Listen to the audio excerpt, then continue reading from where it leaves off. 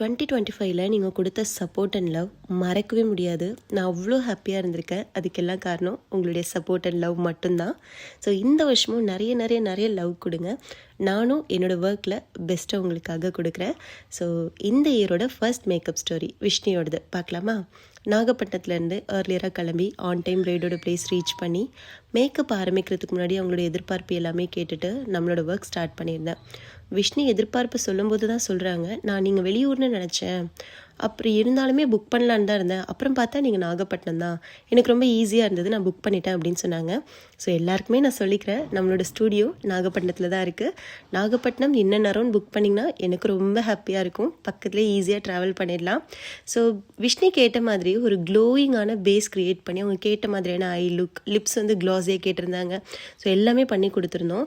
அந்த final output ரொம்பவே அழகாக இருந்தது. விஷ்ணுக்கு ரொம்ப பிடிச்சிருந்தது.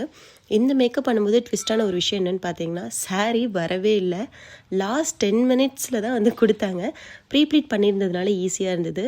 ட்ராப் பண்ணிவிட்டு நாங்கள் கொஞ்சம் ஃபோட்டோ ஷூட்டு பண்ணோம். அதனால தான் மேக்ஸிமம் வீடியோஸ் வந்து இந்த ரோப்லேயே வந்து எடுக்கிற மாதிரி ஆயிடுச்சு.